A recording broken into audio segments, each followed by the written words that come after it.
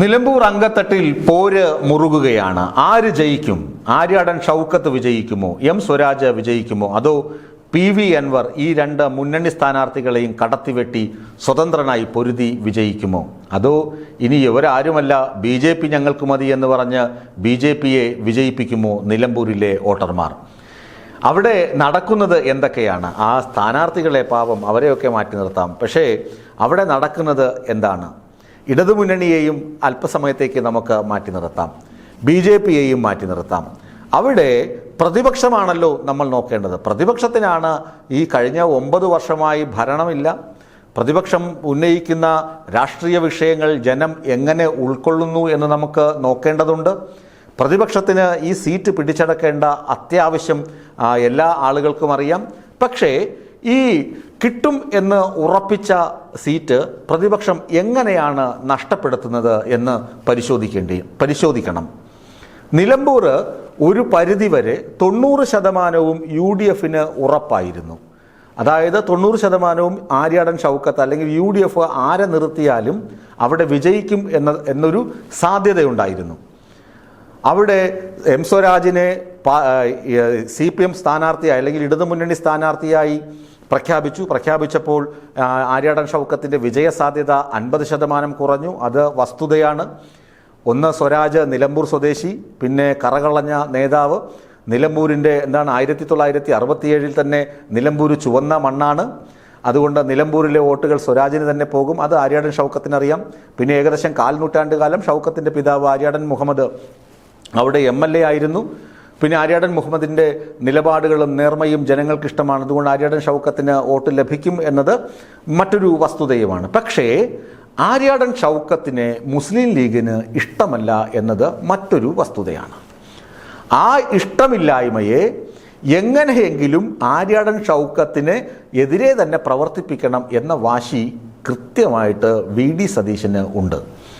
ഇത് ആര്യാടൻ ഷൗക്കത്ത് PV അൻവറിനോട് തുറന്ന് പറയുകയും ചെയ്തിട്ടുണ്ട്. PV അൻവർ ആര്യാടൻ ഷൗക്കത്തിനോട് മുമ്പ് സൗഹൃദത്തിലായിരുന്നപ്പോൾ ചോദിച്ചിട്ടുണ്ട്, നിങ്ങളിപ്പോൾ മത്സരിക്കണമോ? ഈ ആകെ കുറച്ച് ദിവസത്തേക്കല്ലേ ഉള്ളൂ ഈ ടേം, ഒരു 12 മാസം, ഒരു ഏറിയാൽ 1 വർഷത്തേക്ക് കിട്ടുന്ന ഒരു MLA സ്ഥാനമാണ്. നിങ്ങൾക്ക് അടുത്ത 2026 ഇവിടെ മത്സരിച്ച് കഴിഞ്ഞാൽ നല്ല ഭൂരിപക്ഷത്തിൽ ജയിച്ച് ഒരു 5 വർഷക്കാലം MLA ആയി ഇവിടെ ഇരുന്നു കൂടെ എന്ന് ചോദിച്ചപ്പോൾ ഷൗക്കത്ത് പറഞ്ഞ ഒരു മറുപടിയുണ്ട്, കോൺഗ്രസ്സുകാരാണ്, യുവമാരെ ഒന്നും വിശ്വസിക്കാൻ പറ്റില്ല, ഇപ്പോൾ കിട്ടിയാൽ കിട്ടി, പിന്നെ അടുത്ത തവണ ഒരുപക്ഷെ കിട്ടിയേക്കും എന്ന് പറഞ്ഞ നേതാവാണ് ഷൗക്കത്ത്.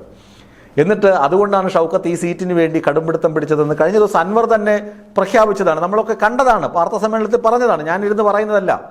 ഷൗക്കത്ത് പറഞ്ഞതാണ്, VD സതീശനും KC വേണുഗോപാലിനും ഒക്കെ കള്ളന്മാരാണ്. യുവമാർ ഇപ്പോൾ തന്നെങ്കിൽ തന്നു, അല്ലെങ്കിൽ അടുത്ത തവണ തരികയൊന്നുമില്ല യുവമാർ. ഇപ്പോൾ സീറ്റ് കിട്ടിയാൽ കിട്ടി, അതുകൊണ്ട് ഇപ്പോൾ കയറി മത്സരിക്കാം. അങ്ങനെയാണ് ഷൗക്കത്ത് ഇപ്പോൾ സീറ്റ് നേടി മത്സരിക്കുന്നത്. ഇനി ഷൗക്കത്തിൻ്റെ ഒരു ചരിത്രമുണ്ട്. പാണക്കാട് കുടുംബത്തെ വെല്ലുവിളിച്ച ആര്യാടൻ മുഹമ്മദിൻ്റെ മകനാണ് ആര്യാടൻ ഷൗക്കത്ത്. അവിടെ മുമ്പ് ആൾദൈവങ്ങളെക്കുറിച്ചുള്ള തർക്കവും മറുതർക്കവും ഒക്കെ ഉണ്ടാകുമ്പോൾ ആര്യാടൻ ഷൗക്കത്ത് പാണക്കാട് കുടുംബത്തിൽ നടക്കുന്നത് ഒരുതരം ആൾദൈവ പൂജയാണ് എന്ന തരത്തിലുള്ള വിമർശനം ഉന്നയിച്ചിട്ടുണ്ട്. അതുകൊണ്ട് തന്നെ ലീഗ് നേതാക്കൾക്കും അതുപോലെ മുസ്ലിം ലീഗിനെയും പാണക്കാട് കുടുംബത്തെയും അന്ധമായി വിശ്വസിക്കുന്ന ലീഗുകാർക്കും ആര്യാടൻ ഷൗക്കത്തിനെയും അദ്ദേഹത്തിൻ്റെ ഈ നിലപാടുകളെയും അദ്ദേഹത്തിൻ്റെ സിനിമകളെയും അദ്ദേഹത്തിൻ്റെ എഴുത്ത് രീതികളെയും അദ്ദേഹത്തിൻ്റെ സാംസ്കാരിക പ്രവർത്തന രീതികളെയും ഇഷ്ടമല്ല. അതുകൊണ്ട് ആര്യാടൻ ഷൗക്കത്ത് അവിടെ വിജയിച്ചു വരുന്നത് ലീഗിലെ ബഹുഭൂരിപക്ഷം ആളുകൾക്കും ഇഷ്ടമല്ലാത്തത് കൊണ്ട് തന്നെ ലീഗിന് അനഭിമതനാണ് ഷൗക്കത്ത് എന്ന് VD സതീശനും KC വേണുഗോപാലിനും ഒക്കെ അറിയാം.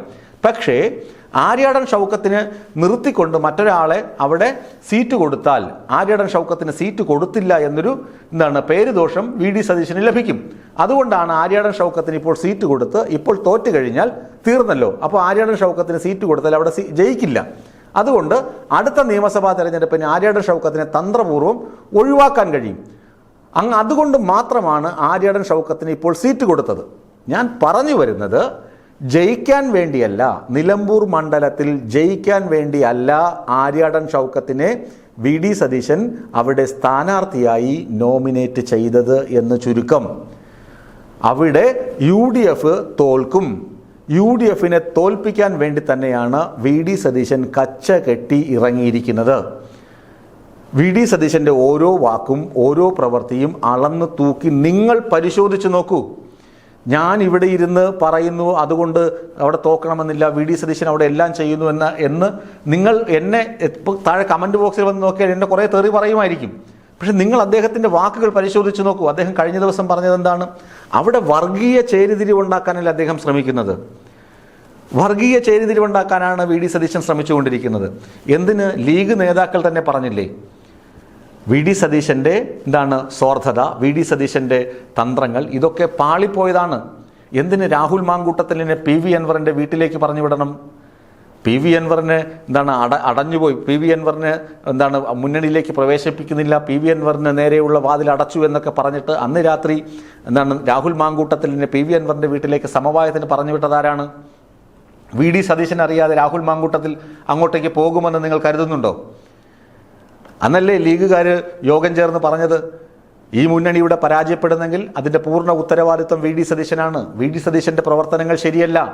എന്നിട്ട് പിന്നീട് കുഞ്ഞാലിക്കുട്ടി മാധ്യമങ്ങൾക്ക് മുന്നിൽ വന്നപ്പോൾ അത് മാറ്റി പറഞ്ഞു എന്നല്ലേ ഉള്ളൂ. ഞാൻ പറയുന്നത് ആര്യാടൻ ഷൗക്കത്തിനെ അവിടെ നിർത്തി പരാജയപ്പെടുത്തുക എന്ന് പറയുന്നത് UDFൻ്റെ തന്ത്രമാണ്. അല്ലെങ്കിൽ 2026 അവിടെ ആര്യാടൻ ഷൗക്കത്തിനെ നിർത്തേണ്ടി വരും. അവിടെ വി ഡി സതീശനോ കെ സി വേണുഗോപാലിനോ ഇഷ്ടപ്പെട്ട മറ്റൊരു സ്ഥാനാർത്ഥിയെ അവിടെ നിർത്താൻ കഴിയാതെ വരും. ഒന്ന് അത്. രണ്ട്, അവിടെയുള്ള പ്രചരണ തന്ത്രങ്ങൾ UDFന് തുടക്കം മുതലേ തന്നെ പാളിപ്പോകുന്നുണ്ട്. ചുരുക്കത്തിൽ നിലമ്പൂർ UDFന് നഷ്ടമായി എന്നതാണ് വസ്തുത. മറ്റ് സ്ഥാനാർത്ഥികൾ നോക്കാം. പി വി അൻവറിന് നേരിടുന്ന വെല്ലുവിളി എന്താണ്? പി വി അൻവർ നേരിടുന്ന വെല്ലുവിളി ഹൈക്കോടതിയിൽ നിന്ന് രണ്ടാമത് കിട്ടിയ നോട്ടീസാണ്. അതായത് ഫോൺ ചോർത്തൽ സംഭവത്തിൽ. അതിനകത്ത് അദ്ദേഹം ആദ്യം കിട്ടിയ നോട്ടീസിന് മറുപടി കൊടുത്തിട്ടില്ല. രണ്ടാമത് കിട്ടിയ നോട്ടീസിന് അദ്ദേഹം മറുപടി കൊടുക്കുമായിരിക്കാം. പക്ഷേ ഫോൺ ചോർത്തൽ നടപടി അദ്ദേഹത്തിന് സമാശ്വസിക്കാനുള്ള ഏക വഴി എന്ന് പറയുന്നത് അതിനകത്ത് കേസെടുക്കാനുള്ള അദ്ദേഹം ഫോണിൽ റെക്കോർഡ് ചെയ്തിട്ടേ ഉള്ളൂ. മറ്റ് സംഭവങ്ങളൊന്നും അദ്ദേഹം ചെയ്തിട്ടില്ല. അതിനകത്ത് കേസെടുക്കാനുള്ള യാതൊരു സംഭവവും ഇല്ല എന്ന് പോലീസ് റിപ്പോർട്ട് ഏക ആശ്വാസമായി പി വി അൻവറിന് ഉള്ളതുകൊണ്ട് ഒരു പക്ഷേയെങ്കിൽ പി വി അൻവർ ഹൈക്കോടതിയുടെ ആ കേസിൽ നിന്ന് രക്ഷപ്പെട്ടേക്കാം. അതുമാത്രമാണ് പി വി അൻവറിന് ആശ്വസിക്കാനുള്ളത്. ഇനി എം സ്വരാജിൻ്റെ കാര്യമെടുക്കാം. എം സ്വരാജിന് അവിടെ ജനപിന്തുണ വളരെ കൂടുതലാണ്. എം സ്വരാജ് കൃത്യമായ രീതിയിൽ പോയാൽ, അതായത് നേതാക്കൾ സാധാരണഗതിയിൽ ഇലക്ഷൻ വരുമ്പോൾ ചില നേതാക്കൾ AK ബാലൻ, A വിജയരാഘവൻ തുടങ്ങിയ നേതാക്കളൊക്കെ എന്തെങ്കിലും നാക്കുപിഴവ് വരുത്താറുണ്ട്. അത്തരം നാക്കുപിഴവ് നിലമ്പൂരിൽ വരാതിരുന്നാൽ എം സ്വരാജ് അവിടെ വിജയിക്കും. അതിന് യാതൊരു തർക്കവും വേണ്ട. ഞാൻ ഈ പറഞ്ഞു വരുന്നത് നിലമ്പൂർ മണ്ഡലത്തിൽ അങ്കത്തട്ട് ഒരുങ്ങി, പോർക്കളം ഒരുങ്ങി, അവിടെ എല്ലാ സാരഥികളും എല്ലാ സ്ഥാനാർത്ഥികളും വിജയിക്കുവാൻ വേണ്ടിയുള്ള ഓട്ടത്തിലാണ്. ആ ഓട്ടത്തിൽ മനഃപൂർവ്വം ആര്യാടൻ ഷൗക്കത്തിനെ തോൽപ്പിക്കണം എന്ന് പറഞ്ഞ് ഓടുന്ന ഒരേ ഒരു ഓട്ടക്കാരൻ വി ഡി സതീശൻ മാത്രമാണ്.